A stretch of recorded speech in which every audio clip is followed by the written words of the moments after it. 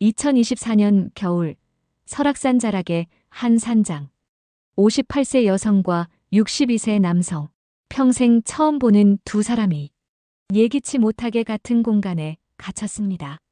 남편을 잃고 3년 창밖으로 휘몰아치는 눈보라. 폭설주의보. 전기 차단. 48시간 동안 오직 둘만의 시간. 벽난로 불빛 아래 가까워지는 두 사람. 그들은 몰랐습니다. 이 우연이 인생을 바꿀 운명이 될 줄은. 60을 앞둔 나이에 다시 찾아온 설렘이 얼마나 뜨겁고 아름다운지를. 폭설 속에 갇힌 두 사람. 그들에게 일어난 기적 같은 이야기. 지금부터 시작됩니다. 끝까지 보시면 당신도 다시 사랑하고 싶어질 겁니다. 58세의 윤혜진은 차에서 내리며 깊은 숨을 들이마셨다. 차갑고 맑은 공기가 폐를 가득 채웠다. 설악산 자락의 한적한 산장. 20년 전 남편 재훈과 결혼기념일을 보냈던 그곳. 부인 좀 옮겨드릴까요? 산장 주인 박 씨가 친절하게 물었지만 혜진은 고개를 저었다. 괜찮아요. 제가 할 수 있어요. 가방 하나, 작은 캐리어 하나, 3일치 옷가지와 책 몇 권이 전부였다. 혜진은 이번 여행에서 많은 걸 바라지 않았다. 그저 조용히 혼자만의 시간을 보내고 싶었다. 남편이 떠난 지 벌써 3년. 주변 사람들은 이제 괜찮냐고 물었지만 혜진은 대답할 수 없었다. 괜찮은 척은 할 수 있었지만 진짜 괜찮아진 건 아니었으니까. 이번 주말에 폭설 예보가 있으니까 조심하세요. 혹시 모르니 산 아래로 내려가시는 게 나을 수도. 괜찮습니다. 저는 조용한 게 좋아요. 박 씨는 더 이상 말하지 않았다. 손님의 선택을 존중하는 게 그의 방침이었다. 혜진은 201호 산장의 문을 열었다. 아담하지만 깔끔한 공간이었다.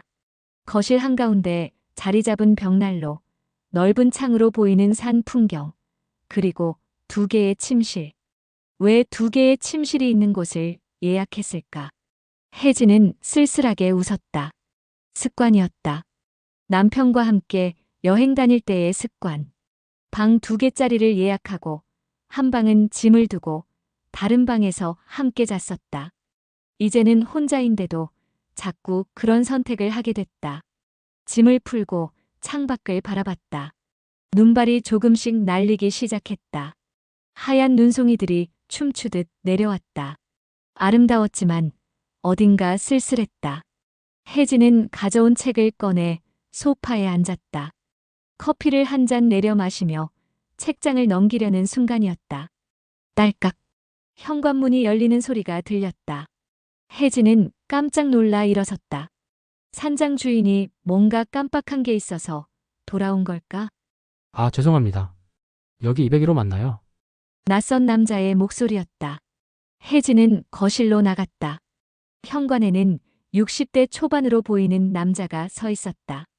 키가 크고 마른 체구에 은회색 머리카락이 단정하게 빗겨져 있었다. 두꺼운 패딩 점퍼를 입고 등산용 가방을 메고 있었다. 네, 201호인데요. 누구세요? 아, 저도 201호로 예약했는데요. 남자가 핸드폰을 꺼내 예약 확인 메시지를 보여주었다. 분명히 201호였다. 혜진도 자신의 핸드폰을 확인했다. 역시 201호. 예약 날짜도 같았다. 이상하네요. 분명히 제가 먼저 예약했는데. 저도 일주일 전에 예약했습니다. 62세의 강민우였다. 은퇴한 건축가. 35년간 한 회사에서 성실하게 일했고 3개월 전 정년퇴직을 했다. 은퇴 후 홀로 떠나는 첫 여행이었다. 두 사람은 동시에 산장 주인 박 씨에게 전화를 걸었다. 하지만 전화벨만 울릴 뿐 받지 않았다. 아마 산 아래로 내려가신 것 같네요. 폭설 예보 때문에. 민우가 침착하게 말했다. 혜진은 난감했다. 이럴 줄 알았으면 다른 곳을 예약할 걸. 아니, 애초에 혼자 있고 싶어서 온 건데 낯선 남자와 같은 공간에 있어야 한다니. 제가 다른 숙소를 알아볼게요. 민우가 핸드폰으로 주변 숙소를 검색했지만 주말이라 대부분 만실이었다. 게다가 폭설 예보 때문에 이미 문을 닫은 곳도 많았다. 안 되겠네요. 다쳤어요. 밖에 눈발은 점점 거세졌다. 바람도 강해져서 창문을 흔들기 시작했다. 민우가 일기예보를 확인했다. 표정이 굳어졌다. 폭설주의보가 내렸네요. 지금부터 내일 오전까지 최대 50cm 이상 쌓일 거라고 합니다. 혜진도 창밖을 바라봤다. 이미 눈이 빠르게 쌓이고 있었다. 지금 산을 내려가는 것도 위험해 보였다. 어쩔 수 없네요. 혜진이 한숨을 쉬었다. 방이 2개니까 각자 방을 쓰는 걸로 하죠. 제가 저쪽 작은 방을 쓸게요. 민우가 제안했다. 아니요. 제가 작은 방을 쓸게요. 손님이 먼저 오셨으니까 큰 방을 쓰세요. 저는 괜찮습니다. 민우는 자신의 짐을 들고 작은 침실로 향했다. 혜진은 어색하게 서 있다가 자신의 방으로 들어갔다. 문을 닫고 침대에 앉았다. 이게 무슨 상황인가? 남편과 함께 왔던 추억의 장소에 낯선 남자와 함께 갇히게 되다니. 빨리 내일이 됐으면 좋겠어. 혜진은 책을 펼쳤지만 한 줄도 읽히지 않았다. 옆방에서 민우가 짐을 푸는 소리가 들렸다. 발소리, 옷장 여는 소리, 한숨 쉬는 소리. 민우도 자신의 방에서 비슷한 생각을 하고 있었다. 은퇴하고 처음 떠난 여행이 이런 식으로 될 줄이야. 그는 창밖을 바라봤다. 눈은 더욱 거세게 내리고 있었다. 이미 산길은 하얗게 뒤덮였다. 아내한테 연락이나 해야 하나.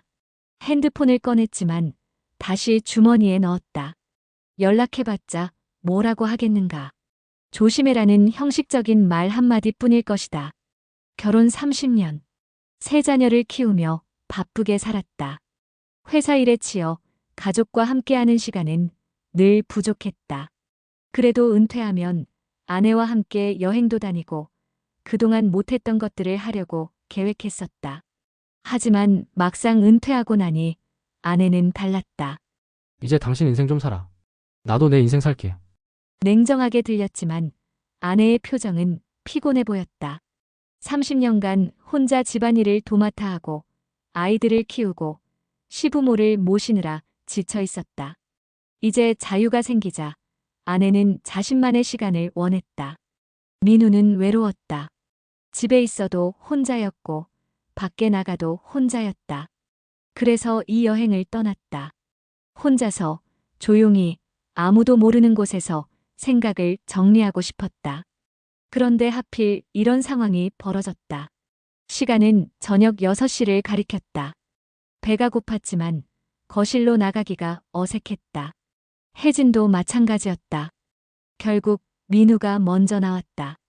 부엌으로 가서 가져온 라면과 통조림을 꺼냈다. 혜진도 방에서 나왔다. 두 사람은 잠시 눈이 마주쳤다가 어색하게 고개를 돌렸다. 라면 끓일 건데 드시겠어요? 민우가 조심스럽게 물었다. 혜진은 거절하려다가 고개를 끄덕였다. 자신도 라면밖에 없었으니까. 감사합니다. 김치를 좀 가져왔어요. 같이 드실래요? 네, 고맙습니다. 민우는 라면을 끓이기 시작했다. 물 끓는 소리만 조용한 산장을 채웠다. 혜진은 김치통을 꺼내 식탁에 놓았다. 두 사람은 마주 앉아 라면을 먹었다. 침묵이 흘렀다. 후루룩 면을 먹는 소리, 숟가락이 그릇에 부딪히는 소리만 들렸다. 날씨가 정말 심하네요. 민우가 먼저 말을 꺼냈다. 네, 내일까지는 여기 있어야 할 것 같네요. 혜진의 대답은 짧았다. 식사를 마치고 설거지를 했다. 민우가 설거지를 하겠다고 했지만 혜진도 함께 했다. 어색했지만 그래도 뭐라도 해야 할 것 같았다. 그럼 저는 방에 들어가겠습니다. 네, 편히 쉬세요. 각자의 방으로 돌아갔다. 혜진은 침대에 누워 천장을 바라봤다. 밖에서는 눈보라가 몰아쳤다. 창문이 덜덜 떨렸다. 내일 아침이 빨리 왔으면. 하지만 이 밤은 생각보다 길고 길 것이었다. 혜진은 침대에 누워 있었지만 잠이 오지 않았다. 책을 읽으려 해도 집중이 되지 않았다. 몇 페이지를 넘겼지만 무슨 내용인지 하나도 기억나지 않았다. 창밖에서는 바람이 미친 듯이 울부짖었다. 눈발은 더욱 거세졌고 창문을 두드리는 소리가 마치 누군가 들어오려는 것 같았다. 혜진은 이불을 목까지 끌어올렸다. 왜 하필 이 산장에? 남편 재훈과 마지막으로 이곳을 찾았을 때가 떠올랐다. 그때도 겨울이었다. 하지만 날씨는 화창했고 두 사람은 눈 덮인 산책로를 걸으며 많은 이야기를 나눴었다. 여보, 우리 은퇴하면 이런 곳에서 살까? 재훈이 농담처럼 말했었다. 그래요. 조용하고 좋네요. 하지만 그 약속은 지켜지지 못했다. 재훈은 은퇴를 2년 앞두고 췌장암 진단을 받았고 1년도 버티지 못했다. 혜진의 눈가에 눈물이 맺혔다. 3년이 지났지만 여전히 아팠다. 거실에서는 민우가 벽난로 앞에 앉아 있었다. 잠이 오지 않아 나온 것이었다. 난방이 약해서 추위가 느껴졌다. 그는 벽난로에 장작을 더 넣고 불을 지폈다. 타닥 타닥. 불이 타는 소리가 조용한 밤을 채웠다. 민우는 불꽃을 바라보며 혼잣말을 했다. 은퇴하고 처음 떠난 여행이 이런 식이 될 줄이야. 그의 목소리에는 깊은 쓸쓸함이 묻어났다. 35년간 한 회사에서 일했다. 새벽 6시에 일어나 밤 10시에 퇴근하는 생활. 주말에도 회사 일을 했다. 가족보다 회사가 먼저였다. 그래, 그 시간 동안 가족들은 나 없이 살아가는 법을 배웠겠지. 아내 수지는 이제 그를 필요로 하지 않았다. 자식들도 각자의 삶이 바빴다. 큰아들 준호는 미국에서 일하고 있었고 작은아들 지우는 결혼해서 분당에 살았다. 딸 민지는 의사로 일하며 자주 당직을 섰다. 정년퇴직 날 회사에서는 성대한 송별회를 열어줬다. 꽃다발과 감사패, 그리고 많은 축하 인사. 하지만 집에 돌아오니 아무도 없었다. 아내는 친구들과 저녁 약속이 있다고 했고 아이들은 바빠서 오지 못했다. 민우는 혼자 치킨을 시켜 먹었다. 그날 밤 처음으로 깨달았다. 나는 이제 필요 없는 사람이구나. 벽난로의 불을 바라보던 민우는 한숨을 쉬었다. 그때 뒤에서 발소리가 들렸다. 아, 깜짝이야. 혜진이었다. 잠이 오지 않아 물을 마시러 나온 것이었다. 죄송합니다. 벽난로 소리가 시끄러웠나요? 아니요. 저도 잠이 안 와서요. 혜진은 부엌으로 가서 물을 마셨다. 돌아가려다가 벽난로의 따뜻함에 이끌려 거실로 왔다. 앉으세요. 방이 추우시죠? 난방이 약해서. 민우가 자리를 권했다. 혜진은 잠시 망설이다가 벽난로에서 조금 떨어진 소파에 앉았다. 불 보니까 마음이 좀 편안해지네요. 혜진이 조심스럽게 말했다. 그러게요. 어릴 적 시골 할머니 댁 생각이 나요. 민우가 미소를 지었다. 할머니 댁에 벽난로가 있으셨어요? 아니요, 아궁이요. 할머니가 나무를 떼시면 저희는 그 앞에 모여 앉아서 군고구마를 구워 먹었죠. 아, 저도 그런 기억이 있어요. 아버지가 겨울이면 꼭 군고구마를 구워주셨거든요. 대화가 조금씩 물꼬를 텄다. 어색함은 여전했지만 벽난로의 불꽃이 그 어색함을 조금씩 녹이고 있었다. 실례가 안 된다면 혼자 여행 오신 거예요? 민우가 조심스럽게 물었다. 혜진은 잠시 망설이다가 고개를 끄덕였다. 네, 혼자만의 시간이 필요해서요. 저도요. 은퇴하고 나니까 갑자기 시간이 너무 많아져서요. 은퇴하셨어요? 네, 3개월 전에 건축 설계 일을 했었어요. 그러셨군요. 저는 평범한 주부예요. 아니, 이제는 혼자 사는 여자고요. 혜진의 목소리가 작아졌다. 민우는 더 묻지 않았다. 그녀의 표정에서 말하고 싶지 않은 무언가가 있다는 걸 느꼈다. 침묵이 흘렀다. 하지만 이번에는 불편한 침묵이 아니었다. 타닥거리는 불소리와 밖의 눈보라 소리가 오히려 위안이 됐다. 날씨가 정말 심각하네요. 혜진이 창밖을 바라보며 말했다. 눈은 이미 무릎 높이까지 쌓여 있었다. 내일 아침에도 계속될 거라고 하더라고요. 적어도 오전 10시까지는요. 그럼 내일 점심은 돼야 산을 내려갈 수 있겠네요. 그것도 제설 작업이 되면요. 아마 오후는 돼야 할 것 같아요. 혜진은 한숨을 쉬었다. 하루만 버티면 되겠지. 내일 오후면 이 어색한 상황에서 벗어날 수 있을 것이다. 배고프지 않으세요? 민우가 갑자기 물었다. 네. 아, 저녁을 먹었잖아요. 그게 벌써 4시간 전이에요. 저는 좀 출출한데 라면 하나 더 끓여도 될까요? 그러세요. 저는 괜찮아요. 민우는 부엌으로 가서 라면을 끓이기 시작했다. 물 끓는 소리, 면을 넣는 소리.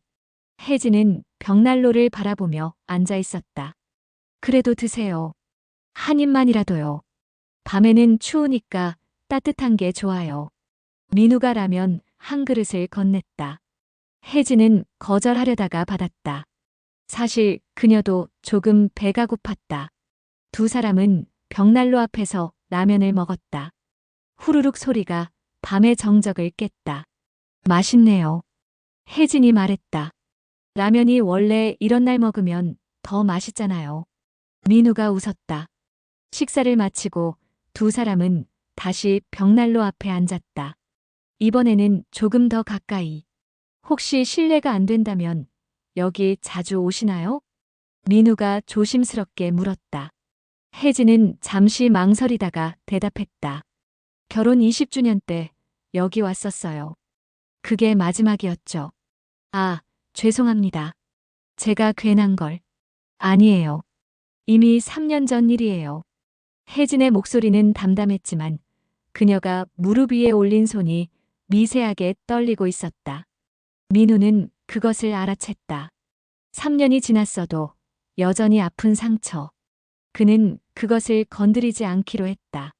아내랑 은퇴하면 함께 여행 다니려고 했었어요. 민우가 자신의 이야기를 꺼냈다.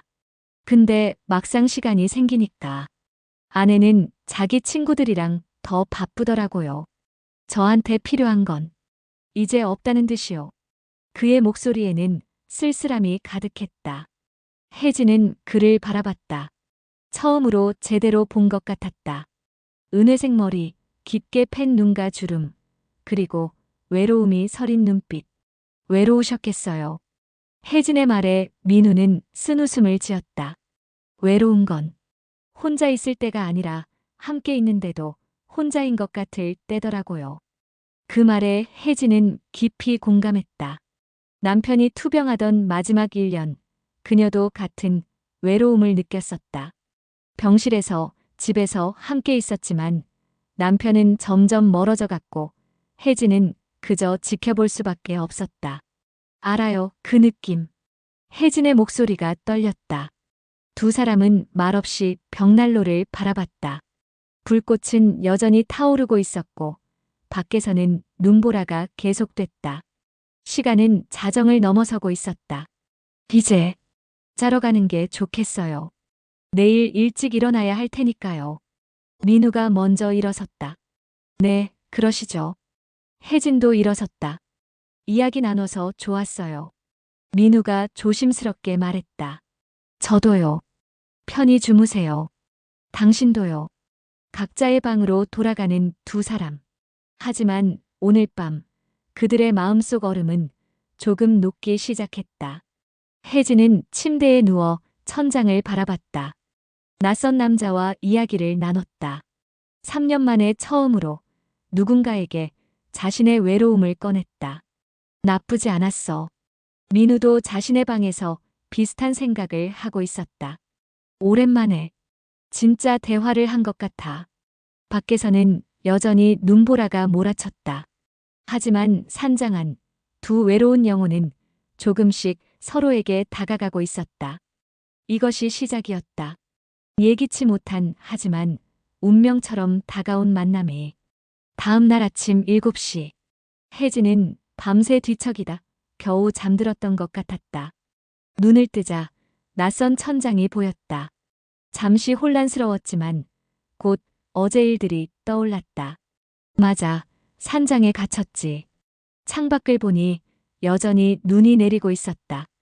어젯밤보다는 약해졌지만 멈출 기미는 보이지 않았다. 창틀에 눈이 무릎 높이 이상 쌓여 있었다.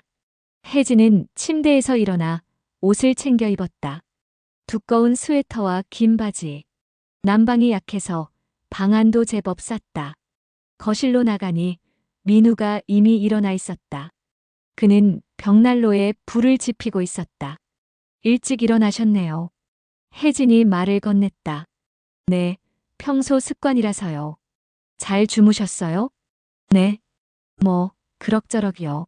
사실은 거의 못 잤지만 굳이 말하고 싶지 않았다. 커피 드시나요? 민우가 인스턴트 커피 믹스를 들어보였다. 네, 감사합니다.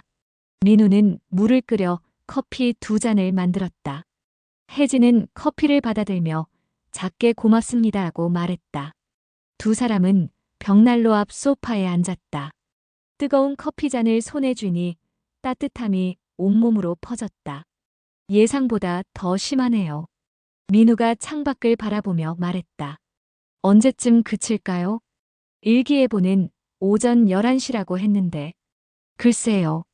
이 상태로는 오후까지 갈 수도 있을 것 같아요. 혜진은 한숨을 쉬었다. 하루 더 이곳에 갇혀 있어야 한다는 뜻이었다. 민우는 그녀의 표정을 보며 미안함을 느꼈다. 자신 때문에 그녀의 계획이 망가진 것 같아서. 불편하시죠? 제가 예약 확인을 제대로 했어야 했는데. 아니에요. 당신 잘못이 아니에요. 시스템 오류였으니까요. 그래도 괜찮아요. 어차피 혼자 있어도 할 일이 별로 없었을 거예요. 혜진은 커피를 한 모금 마셨다. 쓴맛이 입안에 퍼졌다. 침묵이 흘렀다. 어색하지만 어제보다는 덜했다. 여기 자주 오시나요? 민우가 조심스럽게 물었다. 어젯밤에도 비슷한 질문을 했었지만 제대로 된 대답을 듣지 못했었다. 혜진은 잠시 망설이다가 입을 열었다.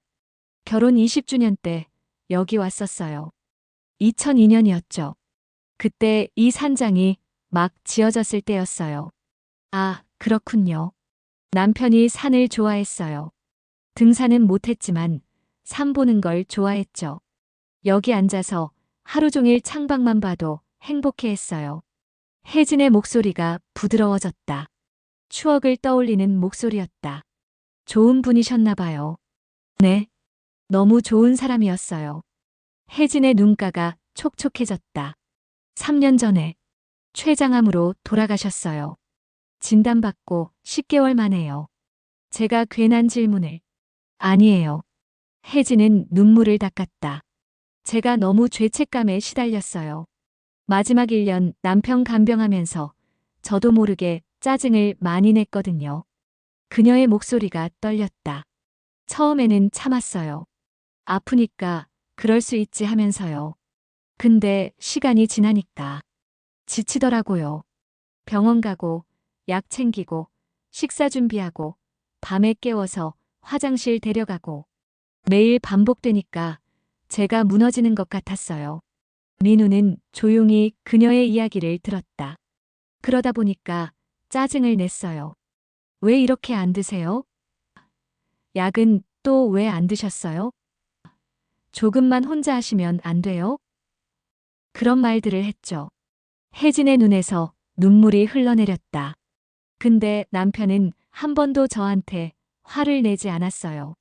오히려 미안하다, 고생시켜서, 사랑한다, 그 말만 했어요.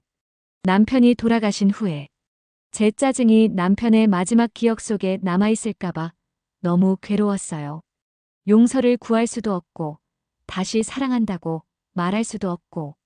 혜진은 두 손으로 얼굴을 가렸다. 어깨가 작게 떨렸다. 민우는 손을 뻗으려다가 멈췄다. 그 대신 부드러운 목소리로 말했다. 그건 사랑이었어요. 혜진이 고개를 들었다. 짜증도 화도 지친 것도 모두 사랑하기에 감당했던 것들이에요. 사랑하지 않았으면 간병도 안 했을 거예요. 그냥 요양원에 보냈겠죠. 민우의 말에 혜진은 눈물을 닦았다. 남편분도 그걸 아셨을 거예요. 당신이 짜증낸 게 기억에 남는 게 아니라 마지막까지 함께 있어준 게 기억에 남았을 거예요. 정말 그럴까요? 물론입니다. 마지막까지 사랑한다고 말씀하셨잖아요. 그게 답이에요. 남편분은 끝까지 당신을 사랑했고 당신이 자신을 사랑한다는 걸 알고 있었어요. 혜진은 눈물을 주르르 흘렸다. 3년 만에 처음으로 누군가에게 진짜 위로를 받았다. 고맙습니다. 그 말 들으니까 조금 마음이 편해지는 것 같아요. 민우는 미소를 지었다. 이야기 하나 해도 될까요? 네, 물론이죠. 민우는 커피를 한 모금 마시고 입을 열었다. 35년간 한 회사에서 일했어요. 건축 설계 회사였죠. 새벽 6시에 출근해서 밤 10시에 퇴근하는 게 일상이었어요. 힘드셨겠어요. 그게 당연한 줄 알았어요. 가장이니까 돈을 벌어야 하니까. 아내와 아이들을 위해서라고 생각했죠. 민우의 목소리가 낮아졌다. 근데 정년 퇴직하고 나니까 제가 가족에게 짐이 됐더라고요. 그게 무슨. 아내는 이제 자기 생활이 있어요. 친구들 만나고 취미 활동하고 여행 다니고 저한테 필요한 건 아무것도 없어요. 오히려 제가 집에 있으면 불편해해요. 민우는 쓴웃음을 지었다. 아이들도 마찬가지예요. 큰아들은 미국에 있고 작은아들은 결혼해서 따로 살고 딸은 의사라 바빠요. 명절에나 한번 보죠. 외로우셨겠어요. 처음엔 괜찮다고 생각했어요. 이제 내 시간을 가질 수 있겠구나 하면서요. 근데 막상 시간이 생기니까 할 게 없더라고요. 민우는 창밖을 바라봤다. 35년간 일만 했으니까 취미도 없고 친구도 없고 회사 동료들도 각자 바쁘니까 자주 만나지도 않아요. 그냥 빈집을 지키는 사람이 된 거죠. 혜진은 그의 어깨에 손을 얹었다. 그건 당신 잘못이 아니에요. 알아요. 머리로는 알아요. 근데 마음으로 받아들이는 건 다르더라고요. 민우의 눈가도 촉촉해졌다. 정년퇴직 날 회사에서 성대한 송별회를 열어줬어요. 꽃다발도 받고 감사패도 받고. 근데 집에 돌아오니까 아무도 없었어요. 아내는 친구들이랑 약속 있다고 했고 아이들은 바빠서 못 온다고 했어요. 혼자 치킨을 시켜 먹으면서 울었어요. 35년을 일했는데 내 인생에 남은 게 뭘까 생각하니까 아무것도 없더라고요. 혜진은 그의 손을 잡았다. 아니에요. 당신은 가족을 위해 헌신했잖아요. 그게 남았어요. 근데 그 가족들은 이제 저를 필요로 하지 않아요. 지금은 그렇게 보일 수 있어요. 하지만 시간이 지나면 아이들도 알게 될 거예요. 아버지가 얼마나 희생했는지를요. 민우는 고개를 끄덕였다. 하지만 확신은 없어 보였다. 두 사람은 한동안 말없이 앉아 있었다. 서로의 상처를 들여다본 시간이었다. 참 비슷하네요. 혜진이 먼저 입을 열었다. 뭐가요? 외로운 거요. 당신은 필요 없는 사람이 된 것 같다고 했고, 저는 더 이상 줄 사람이 없어졌어요. 혼자예요. 민우는 그녀를 바라봤다. 그러게요. 근데 지금은 혼자가 아니네요. 네, 지금은 둘이에요. 두 사람은 미소를 지었다. 처음으로 진짜 미소였다. 밖에 눈은 여전히 내리고 있었지만 산장 안은 조금 더 따뜻해졌다. 오전 11시. 눈은 여전히 내리고 있었다. 일기예보는 빗나갔다. 민우가 다시 기상청 앱을 확인하니 폭설주의보가 오후 3시까지 연장됐다. 오후까지 계속되겠네요. 민우의 말에 혜진은 창밖을 바라봤다. 이미 눈은 허리 높이까지 쌓여 있었다. 할 수 없죠, 뭐. 어제 같았으면 불안해했을 텐데 이상하게 오늘은 마음이 편했다. 어쩌면 어젯밤과 오늘 아침의 대화 때문이었을지도 몰랐다. 점심은 뭘 드시겠어요? 민우가 냉장고를 열어 재료를 확인했다. 라면밖에 없는 것 같은데요? 저는 참치 통조림이랑 햇반이 좀 있어요. 그럼 그걸로 간단하게 먹을까요? 두 사람은 함께 점심을 준비했다. 민우는 참치찌개를 끓이고 혜진은 밥을 데웠다. 김치도 꺼내고 계란도 몇 개 삶았다. 요리 잘하시네요. 혜진이 민우가 찌개 끓이는 모습을 보며 말했다. 은퇴하고 배웠어요. 아내가 없을 때 혼자 먹어야 하니까. 가르쳐 주셨어요? 아니요. 유튜브로 독학했죠. 민우가 웃으며 대답했다. 식탁에 앉아 식사를 하는데 어제와는 분위기가 달랐다. 어색한 침묵이 아니라 편안한 정적이었다. 맛있어요. 혜진이 찌개를 한 숟가락 떠먹으며 말했다. 다행이네요. 제 요리 실력이 형편없어서 걱정했어요. 아니에요. 정말 맛있어요. 저보다 나은 것 같은데요? 그럴 리가요. 두 사람은 자연스럽게 웃었다. 식사를 마치고 설거지를 하는데 갑자기 불이 꺼졌다. 정전인가 봐요. 민우가 전등 스위치를 눌러봤지만 아무 반응이 없었다. 폭설 때문에 전선이 끊어진 것 같네요. 난방도 안 되겠네요. 혜진이 걱정스러운 표정을 지었다. 벽난로가 있으니까 괜찮을 거예요. 근데 장작을 더 가져와야겠어요. 민우가 현관으로 향했다. 문을 열려고 했지만 눈이 너무 많이 쌓여서 문이 잘 열리지 않았다. 힘이 부족한가? 민우가 어깨로 문을 밀었지만 문은 조금 열릴 뿐이었다. 제가 도와드릴게요. 혜진이 달려와 함께 문을 밀었다. 하나, 둘, 셋. 두 사람이 힘을 합쳐 문을 밀자 문이 활짝 열렸다. 동시에 차가운 바람과 눈발이 얼굴을 때렸다. 우와, 진짜 춥다. 혜진이 소리쳤다. 빨리 장작만 가져오고 들어가요. 민우가 장작 더미로 향했고 혜진도 따라갔다. 두 사람은 협력해서 장작을 날랐다. 추웠지만 함께 움직이니 왠지 덜 춥게 느껴졌다. 이 정도면 되겠죠? 네, 충분할 것 같아요. 장작을 옮기고 다시 산장 안으로 들어왔다. 두 사람 모두 얼굴이 빨개져 있었다. 정말 추웠어요. 혜진이 손을 비비며 말했다. 벽난로 앞으로 오세요. 몸 녹여야 해요. 민우가 벽난로에 장작을 더 넣고 불을 키웠다. 불꽃이 활활 타오르기 시작했다. 두 사람은 벽난로 바로 앞에 앉았다. 어제보다 훨씬 가까운 거리였다. 이렇게 같이 뭔가를 하니까 덜 외로운 것 같아요. 혜진이 불꽃을 바라보며 말했다. 저도요. 혼자였으면 정말 막막했을 거예요. 그러게요. 어제는 불편하다고 생각했는데 오늘은 다행이라는 생각이 들어요. 민우가 그녀를 바라봤다. 저도요. 당신을 만난 게 우연이 아닌 것 같아요. 운명이라는 거예요? 혜진이 장난스럽게 물었다. 글쎄요. 운명까지는 모르겠지만 필요한 만남이었던 것 같아요. 필요한 만남? 네. 우리 둘 다 외로웠잖아요. 혼자서는 견디기 힘든 외로움.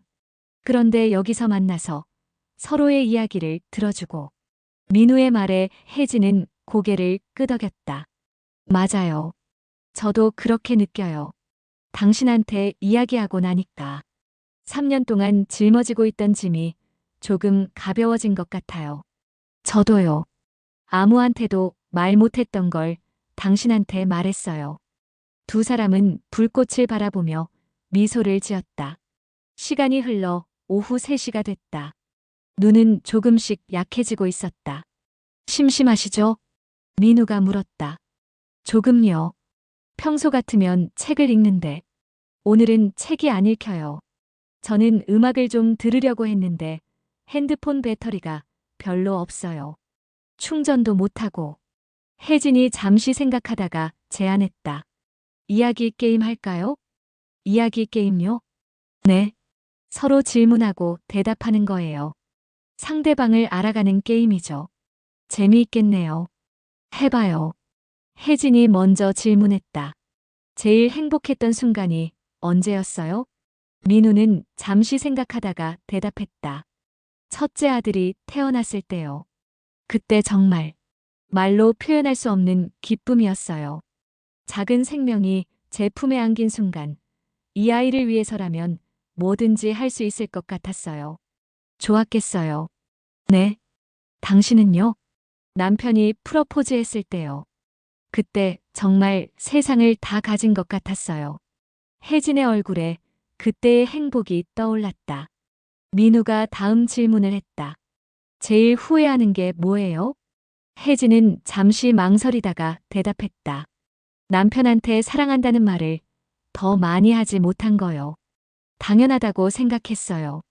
말 안 해도 알 거라고.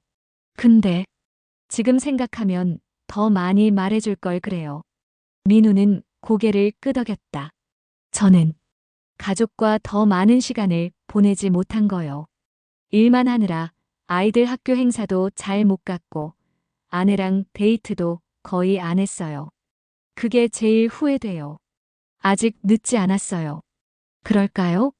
물론이죠. 지금부터라도 시작하면 돼요.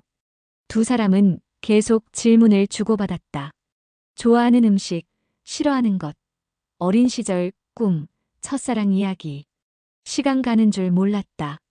어느새 해가 지고 있었다. 벌써 저녁이네요. 혜진이 창밖을 보며 말했다. 눈도 거의 그쳤어요. 민우가 확인했다. 그럼 내일은 내려갈 수 있겠네요. 그렇겠죠. 두 사람의 목소리에는 아쉬움이 묻어났다. 저녁은 뭘 먹을까요? 라면밖에 없는데요. 그럼 라면 파티할까요? 제가 특별하게 만들어 드릴게요. 민우가 부엌으로 가서 재료를 꺼냈다. 라면에 치즈를 넣어요? 한번 먹어보세요. 맛있어요. 민우는 정성스럽게 라면을 끓였다. 치즈를 넣고 계란도 넣고 햄도 썰어 넣었다. 두 사람은 뜨거운 라면을 나눠 먹었다. 우와, 정말 맛있어요. 혜진이 감탄했다. 그죠? 유튜브에서 배운 건데 제법 괜찮죠? 당신 요리 실력 정말 좋은데요? 칭찬해 주셔서 감사합니다. 민우가 쑥스럽게 웃었다. 식사를 마치고 다시 벽난로 앞으로 돌아왔다. 불빛만이 산장을 밝히고 있었다. 오늘 정말 재미있었어요. 혜진이 말했다. 저도요. 이렇게 누군가와 시간을 보낸 게 정말 오랜만이에요. 저도 마찬가지예요. 두 사람은 서로를 바라봤다. 불빛에 비친 서로의 얼굴이 따뜻해 보였다. 혜진 씨. 네. 감사해요. 제 이야기를 들어줘서. 저야말로 감사해요. 덕분에 조금 살아있는 것 같아요. 민우는 조심스럽게 그녀의 손을 잡았다. 저도요. 당신 덕분에 제가 혼자가 아니라는 걸 느꼈어요. 혜진은 그의 손을 꽉 잡았다. 따뜻했다. 오랜만에 느끼는 사람의 온기였다.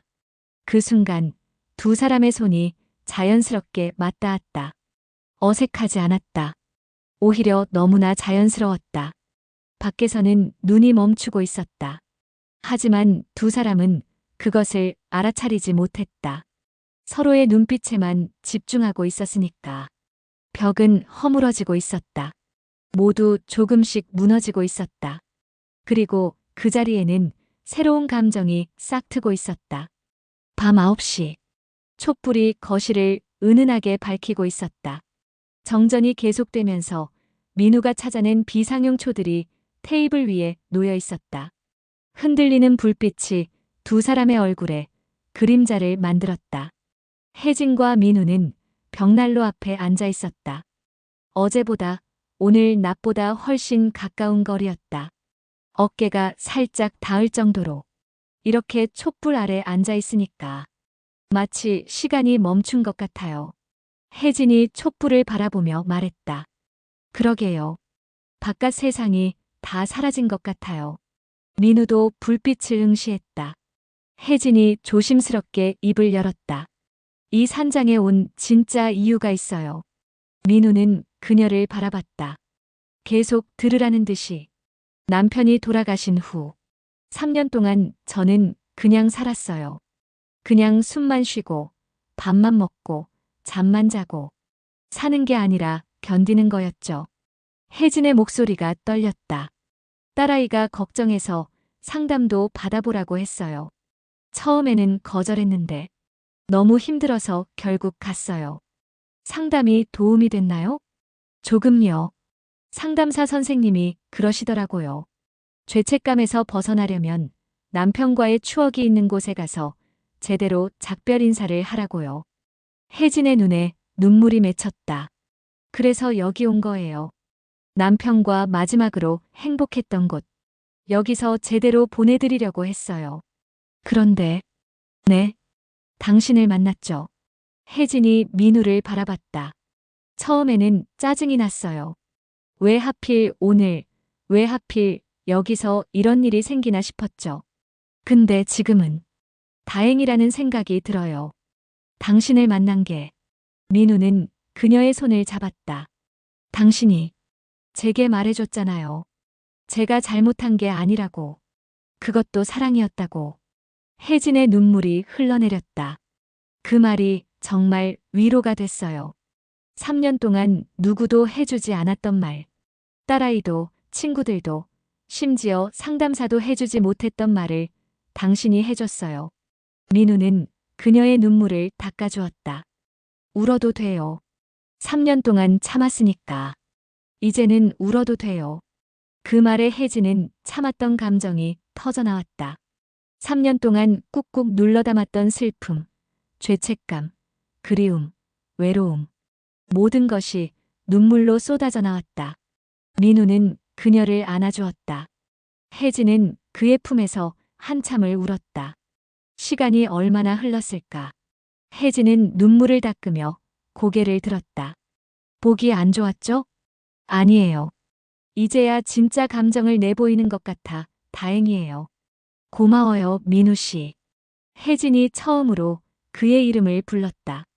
혜진 씨. 민우도 그녀의 이름을 불렀다.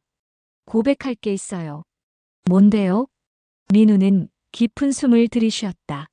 사실 저는 이 여행이 마지막이 될 수도 있다고 생각했어요. 혜진의 눈이 커졌다. 무슨 말씀이에요? 은퇴하고 나서 너무 외로웠어요. 아내는 저를 필요로 하지 않고 아이들도 바쁘고 친구도 없고 매일 혼자 집에 앉아 있으니까 내가 왜 살아야 하나 하는 생각이 들더라고요. 민우의 목소리가 낮아졌다. 그래서 이 여행을 떠났어요. 마지막으로 아름다운 풍경을 보고 그 다음에는 어떻게 될지 모르겠다는 생각으로요. 민우 씨. 혜진이 놀라서 그의 손을 꽉 잡았다. 근데 여기서 당신을 만났어요. 그리고 당신 이야기를 들으면서 저만 외로운 게 아니라는 걸 알았어요. 민우의 눈에도 눈물이 맺혔다. 당신이 남편을 간병하면서 지쳤다고, 짜증을 냈다고 자책하는 걸 보면서 저도 반성하게 됐어요. 제가 가족을 위해 일했다고 생각했는데 사실은 일만 하고 가족은 돌보지 않았던 거죠. 당신은 가족을 위해. 아니에요, 혜진 씨. 저는 도망친 거예요. 가족과의 관계가 어려워지니까 일을 핑계로 집을 피한 거예요. 민우가 자신을 자책했다. 그래서 지금 이렇게 된 거예요. 아무도 저를 필요로 하지 않는 거요. 혜진은 그의 얼굴을 마주보며 말했다. 민우 씨, 들어봐요. 당신은 잘못한 게 없어요. 하지만 당신은 당신이 할 수 있는 최선을 다했어요. 그 시대의 남자들은 다 그렇게 살았잖아요. 일해서 돈 벌어오는 게 가장의 역할이라고 배웠고 그렇게 살았어요. 혜진이 그의 손을 두 손으로 감싸주었다. 지금 가족들이 당신을 필요로 하지 않는 것처럼 보이는 건 당신이 그만큼 잘 키워놨기 때문이에요. 아내가 혼자서도 잘 살 수 있는 건 당신이 든든한 버팀목이 되어줬기 때문이고요. 정말 그럴까요? 물론이에요. 아이들도 마찬가지예요. 다들 자기 일을 열심히 하고 있는 거잖아요. 그게 다 당신이 보여준 모습이에요. 민우의 눈에서 눈물이 흘러내렸다. 혜진이 그의 얼굴을 바라보며 말했다. 지금 여기 당신을 필요로 하는 사람이 있어요. 누구요? 저요. 혜진의 고백에 민우는 놀란 표정을 지었다. 당신이 아니었으면 저는 아마 평생 죄책감에 시달렸을 거예요. 남편을 제대로 사랑하지 못했다고, 마지막에 짜증만 냈다고 자책하면서요. 혜진 씨, 근데 당신이 말해줬어요. 그것도 사랑이었다고. 그 말 한마디로 저는 살아났어요. 다시 숨을 쉴 수 있게 됐어요. 혜진의 눈에서도 눈물이 흘렀다. 그러니까 당신이 필요 없는 사람이라는 말은 다시는 하지 마세요. 당신은 저한테 꼭 필요한 사람이에요. 민우는 그녀를 꽉 안아주었다. 두 사람은 서로의 품에서 한참을 울었다. 3년의 외로움, 3개월의 허무함, 수십 년의 상처들. 모든 것이 눈물로 씻겨 내려갔다. 시간이 흘러 두 사람은 진정했다. 서로의 눈을 보며 미소를 지었다. 정말 엉망이네요. 혜진이 웃으며 말했다. 그러게요. 60다 되어서 이렇게 울다니. 민우도 웃었다. 근데 시원해요. 정말 오랜만에 제대로 운 것 같아요. 저도요. 아마 은퇴하고 처음 운 것 같아요. 두 사람은 다시 벽난로 앞에 앉았다. 이번에는 더 가까이. 어깨를 기댄 채로. 민우 씨. 네. 마지막 여행이라는 생각은 이제 하지 마세요. 이제 시작이에요. 당신의 새로운 인생이요. 혜진이 그의 손을 잡으며 말했다. 같이 시작하고 싶어요. 함께요? 네, 함께요. 혼자는 너무 외로우니까요. 민우는 그녀를 바라봤다. 촛불 아래 그녀의 얼굴이 아름다워 보였다. 혼자는 싫어요. 민우가 조심스럽게 그녀의 뺨을 쓰다듬었다. 우리 함께 갈까요? 앞으로의 길을요. 네, 함께 가요. 두 사람은 서로를 바라보며 미소를 지었다. 밖에서는 눈이 완전히 멈췄다. 구름이 걷히고 달이 나타났다. 달빛이 하얀 눈 위에 반사되어 세상이 환하게 빛났다. 산장한 촛불 아래에서 두 외로운 영혼은 서로를 찾았다. 치유받았고 위로받았고 사랑받았다. 이것이 기적이 아니면 무엇이란 말인가. 폭설이 만들어낸 우연이 인생의 가장 아름다운 필연이 되는 순간이었다. 다음 날 아침 6시 30분. 혜진은 이상하게 개운한 기분으로 눈을 떴다. 3년 만에 처음으로 악몽 없이 잠든 밤이었다. 창문으로 들어오는 햇살이 너무 밝아서 눈이 부셨다. 햇살? 혜진은 벌떡 일어나 창밖을 봤다. 눈이 그쳤다. 아니, 그친 정도가 아니었다. 구름 한 점 없는 맑은 하늘이 펼쳐져 있었다. 햇살이 눈 위에 반사되어 온 세상이 반짝이고 있었다. 와! 감탄이 절로 나왔다. 혜진은 서둘러 옷을 챙겨 입고 거실로 나갔다. 민우도 이미 일어나 창밖을 바라보고 있었다. 일어나셨어요? 민우가 돌아보며 미소를 지었다. 네. 밖에 나가보고 싶어요. 저도요. 같이 나갈까요? 두 사람은 두꺼운 외투를 입고 장갑과 모자를 챙겼다. 민우가 문을 열자 눈부신 햇살과 함께 차가운 공기가 밀려 들어왔다. 조심하세요. 눈이 많이 쌓여 있어요. 민우가 먼저 나가 길을 만들었다. 혜진이 그 뒤를 따랐다. 무릎까지 쌓인 눈을 헤치고 나가자 숨막히는 풍경이 펼쳐졌다. 온 세상이 새하얀 눈으로 덮여 있었다. 나무들은 하얀 눈꽃을 달고 있었고 멀리 보이는 산봉우리는 마치 그림처럼 아름다웠다. 와, 정말 아름답네요. 혜진의 입에서 감탄이 흘러나왔다. 그러게요. 이런 풍경은 처음 봐요. 민우도 눈이 휘둥그레져서 주변을 둘러봤다. 햇살이 눈 위에서 반짝거렸다. 마치 다이아몬드 가루를 뿌려놓은 것 같았다. 바람은 없었고 공기는 차갑지만 상쾌했다. 저기 좀 봐요. 혜진이 손가락으로 가리켰다. 토끼 한 마리가 눈 위를 폴짝폴짝 뛰어가고 있었다. 귀엽다. 두 사람은 토끼가 사라질 때까지 지켜봤다. 혜진 씨. 민우가 갑자기 그녀의 이름을 불렀다. 혜진이 돌아보니 민우가 눈을 한 웅큼 집어서 뭉치고 있었다. 뭐 하세요? 눈사람 만들어요. 민우의 눈빛이 소년처럼 반짝였다. 눈사람요? 네, 같이 만들어요. 민우는 이미 눈을 굴리기 시작했다. 혜진은 잠시 망설이다가 웃으며 합류했다. 아, 이렇게 오랜만에 눈사람을 만들어 보네요. 저도요. 아마 30년은 된 것 같아요. 두 사람은 어린아이처럼 눈을 굴리며 큰 눈덩이를 만들었다. 몸통, 그 다음 머리.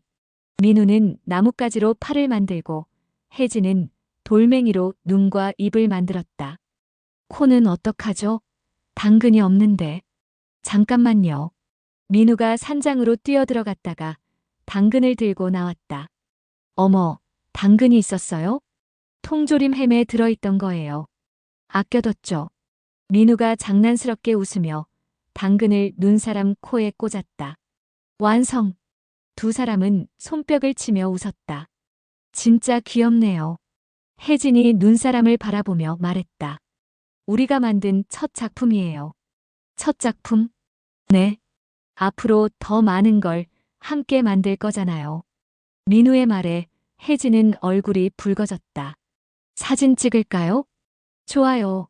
민우가 핸드폰을 꺼내 눈사람과 혜진을 함께 찍었다. 그리고 셀카 모드로 전환해서 두 사람이 함께 눈사람 옆에서 찍었다. 하나, 둘, 셋, 김치. 찰칵. 사진 속 두 사람은 환하게 웃고 있었다. 진심으로 행복한 미소였다. 언제 이렇게 웃어본 게 얼마만인지. 혜진이 사진을 보며 혼잣말을 했다. 저도요. 이렇게 마음이 가벼운 게 정말 오랜만이에요. 민우가 그녀의 어깨에 손을 얹었다. 혜진 씨, 감사해요. 덕분에 조금 살아있는 것 같아요. 저야말로 감사해요. 민우 씨 덕분에 제가 혼자가 아니라는 걸 느꼈어요. 그 순간 눈사람 옆에서 두 사람의 손이 자연스럽게 맞닿았다. 장갑을 낀 손이었지만 온기가 느껴졌다. 두 사람은 서로를 바라봤다. 햇살이 그들을 비추고 하얀 눈이 그들을 둘러싸고 있었다. 마치 동화 속 한 장면 같았다. 이상한 질문일 수도 있는데요. 혜진이 조심스럽게 말했다. 뭔데요? 사랑일까요? 민우는 잠시 놀란 표정을 지었다가 부드럽게 웃었다. 글쎄요. 사랑이 뭔지 저도 잘 모르겠어요. 민우가 그녀의 손을 꽉 잡았다. 당신과 함께 있으면 마음이 편해요. 옆에 있어주는 것만으로도 위로가 되고요. 그게 사랑이 아니라면 뭘까요? 혜진의 눈에 눈물이 맺혔다. 같은 마음이에요. 3년 동안 꽁꽁 얼어붙었던 제 마음이 당신 덕분에 녹는 것 같아요. 그럼 됐어요. 그게 사랑이든 뭐든. 중요한 건 우리가 서로에게 필요하다는 거잖아요. 맞아요. 두 사람은 미소를 지으며 서로를 안아주었다. 하얀 눈밭 위에서 햇살 아래에서 두 사람은 서로를 끌어안았다. 춥지 않아요? 민우가 물었다. 아니요. 전혀요. 오히려 따뜻해요. 저도요. 얼마나 그렇게 서 있었을까.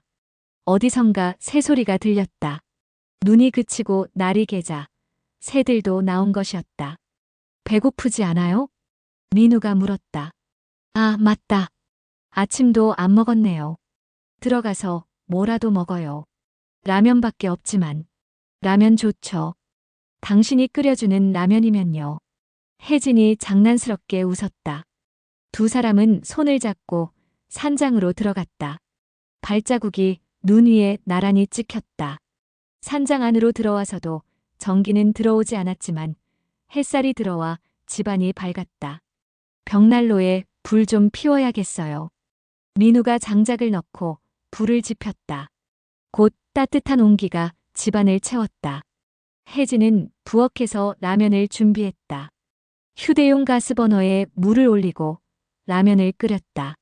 남은 계란과 김치도 꺼냈다. 다 됐어요. 두 사람은 벽난로 앞 작은 테이블에 앉아 라면을 먹었다. 이 라면이 이렇게 맛있었나요? 혜진이 감탄하며 말했다. 배가 고프니까 더 맛있는 거죠.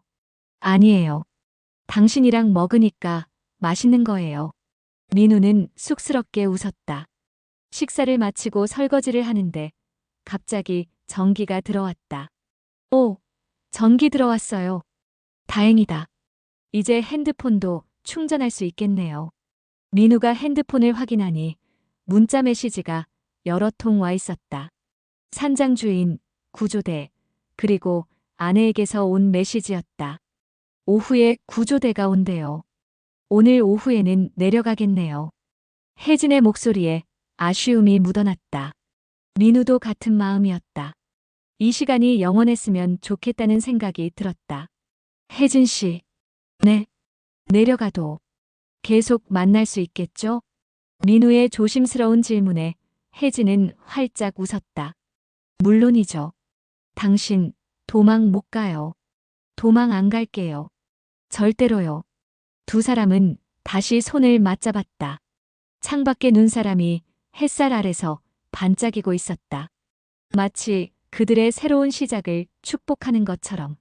그것은 끝이 아니라 시작이었다. 오후 2시. 멀리서 제설차 소리가 들렸다. 이어서 구조대 차량의 사이렌 소리도 들려왔다. 혜진은 창가에 서서 그 소리를 들었다. 가슴이 두근거렸다. 구조대가 오면 이곳을 떠나야 한다. 이 마법 같은 시간이 끝난다는 뜻이었다. 벌써 오네요. 민우가 그녀 옆에 섰다. 빠르네요. 짐 싸야겠어요. 그래야죠. 하지만 두 사람 모두 움직이지 않았다. 서로를 바라보며 말없이 서 있었다. 혜진 씨. 네. 무서워요. 민우의 솔직한 고백에 혜진이 놀란 표정을 지었다. 뭐가요? 여기서 나가면 이 모든 게 꿈이었던 것처럼 느껴질까 봐요. 다시 현실로 돌아가면 당신을 잃을까 봐 무서워요. 민우의 목소리가 떨렸다. 혜진은 그의 손을 꽉 잡았다. 안 잃어버려요. 제가 여기 있잖아요. 민우 씨, 저를 봐요. 혜진이 그의 얼굴을 마주 보았다. 이건 꿈이 아니에요. 우리가 나눈 대화, 흘린 눈물, 함께 만든 눈사람. 다 진짜예요. 그리고 이 마음도 진짜고요. 혜진 씨, 여기서 나가도 변하지 않아요. 제 마음은 여기서나 밖에서나 똑같으니까요. 민우는 그녀를 꽉 안아주었다. 고마워요. 그 말 들으니까 조금 덜 무섭네요. 저도 무서워요, 사실은. 혜진이 그의 품에서 속삭였다. 3년 동안 혼자 살았으니까. 다시 누군가를 신뢰하고, 의지하고, 사랑하는 게 낯설어요. 저도요. 제 감정을 믿을 수가 없어요. 너무 빨리 일어난 일이라서. 하지만 진짜인 거 알죠? 네, 알아요. 두 사람은 한참을 그렇게 안고 있었다. 밖에서 사람들의 목소리가 들렸다. 여기 계세요? 괜찮으세요? 구조대원이 문을 두드렸다. 민우가 문을 열었다. 네, 괜찮습니다. 다행입니다. 정말 놀라셨겠어요. 폭설이 예상보다 심했어요. 중년의 구조대원이 안으로 들어와 주변을 살폈다. 난방은 괜찮으셨어요? 벽난로가 있어서 괜찮았습니다. 식량은요? 충분했어요. 구조대원은 안도의 표정을 지었다. 그럼 짐 챙기시면 내려가시죠. 산장 주인분이 정말 걱정하셨어요. 예약이 중복된 걸 뒤늦게 아셔서요. 네, 금방 준비하겠습니다. 구조대원이 밖으로 나가자 두 사람은 각자의 방으로 가서 짐을 쌌다. 혜진은 옷을 가방에 넣으며 방 안을 둘러봤다. 이틀 동안 머물렀던 이 작은 방. 처음 왔을 때는 그저 추억을 정리하러 온 곳이었는데 이제는 새로운 시작을 준 곳이 되었다. 고마워, 재훈아. 혜진은 마음속으로 남편에게 말했다. 당신이 저를 여기로 보낸 거죠? 이제 놓아주려고요. 고마워요. 미안해요. 이제 저 새로운 사람을 만났어요. 눈물이 흘렀지만 이번에는 슬픈 눈물이 아니었다. 감사와 작별의 눈물이었다. 민우도 자신의 방에서 짐을 싸며 생각했다. 살아있어서 다행이다. 며칠 전만 해도 삶의 의미를 찾지 못했던 그가 이제는 살고 싶었다. 혜진과 함께 만들어갈 시간들이 기대됐다. 두 사람은 짐을 들고 거실로 나왔다. 다 챙기셨어요? 네. 마지막으로 산장 안을 둘러봤다. 이곳에서 나눈 모든 순간들이 떠올랐다. 사진 하나 더 찍을까요? 혜진이 제안했다. 좋아요. 두 사람은 벽난로 앞에서 셀카를 찍었다. 웃는 얼굴로. 밖으로 나가자 구조대원들이 기다리고 있었다. 짐 들어드릴게요. 아니요, 괜찮습니다. 두 사람은 각자의 짐을 들고 구조대 차량을 향해 걸었다. 그때 혜진이 걸음을 멈췄다. 잠깐만요. 그녀는 눈사람이 있는 곳으로 달려갔다. 햇빛 때문에 조금 녹기 시작한 눈사람. 혜진은 눈사람 옆에서 사진을 한 장 더 찍었다. 기억할게요. 이 순간을요. 민우도 그녀 옆으로 왔다. 우리가 함께 만든 첫 작품이죠. 그리고 첫 추억이고요. 두 사람은 눈사람을 한참 바라봤다. 가야죠. 차에 타고 산을 내려가기 시작했다. 구조대원이 운전하는 차 뒷좌석에 두 사람이 나란히 앉았다. 정말 무서우셨겠어요. 혼자 갇히시면. 구조대원이 말하다가 백미러로 두 사람을 보고는 멈췄다. 아, 두 분이 함께 오셨구나. 그럼 덜 무서우셨겠네요. 네, 함께 있어서. 괜찮았어요. 민우가 대답하며 혜진의 손을 살짝 잡았다. 구조대원이 보지 못하게 조심스럽게. 혜진도 그의 손을 꽉 잡았다. 산을 내려가는 길, 창밖으로 보이는 풍경은 여전히 하얗고 아름다웠다. 하지만 점점 산장은 멀어지고 현실 세계로 돌아가고 있었다. 혹시 연락처 교환하셨어요? 구조대원이 물었다. 두 사람은 서로를 바라봤다. 연락처를 교환하지 않았다는 걸 그제야 깨달았다. 지금 하세요. 나중에 후회하지 말고요. 이런 경험 함께 한 사람이랑은 연락하고 지내야죠. 구조대원의 말에 두 사람은 웃으며 핸드폰을 꺼냈다. 번호 알려주세요. 민우가 말했다. 혜진이 번호를 불러주고 민우는 저장했다. 이름은 혜진 씨로. 저한테도 주세요. 혜진도 민우의 번호를 저장했다. 민우 씨로. 민우가 바로 문자를 보냈다. 번호 저장했어요. 혜진의 핸드폰이 울렸다. 그녀는 웃으며 답장을 보냈다. 연락해요. 산 아래 주차장에 도착했다. 혜진의 차와 민우의 차가 나란히 서 있었다. 조심히 들어가세요. 감사합니다. 두 사람은 차에서 내렸다. 구조대원이 떠나자 주차장에는 두 사람만 남았다. 이제 정말 헤어져야 하네요. 민우가 아쉬운 표정으로 말했다. 잠깐만이에요. 곧 다시 만나면 되잖아요. 언제 만날까요? 혜진이 잠시 생각하다가 말했다. 내일은 어때요? 내일이요? 너무 빨라요? 아니요. 좋아요. 내일 좋아요. 민우가 너무 기뻐하는 바람에 혜진이 웃음을 터뜨렸다. 그럼 내일 오전 11시에 커피숍에서 만날까요? 어느 커피숍이요? 강남역 근처는 어때요? 둘 다 가기 편할 것 같은데. 좋아요. 제가 찾아볼게요. 조용한 곳으로요. 두 사람은 서로를 바라봤다. 내일 봬요. 네, 내일 봬요. 하지만 두 사람 모두 발이 떨어지지 않았다. 포옹 한 번만 해도 될까요? 민우가 조심스럽게 물었다. 혜진은 대답 대신 그를 꽉 안아주었다. 내일 꼭 와요. 당연하죠. 세상이 끝나도 갈 거예요. 약속이에요. 두 사람은 천천히 서로를 놓았다. 각자의 차로 향했다. 민우가 먼저 시동을 걸고 출발했다. 백미러로 혜진을 봤다. 그녀도 손을 흔들고 있었다. 혜진도 차에 앉아 시동을 걸었다. 민우의 차가 멀어지는 걸 보며 미소를 지었다. 내일 또 만나. 꼭이야. 두 대의 차는 서로 다른 방향으로 떠났다.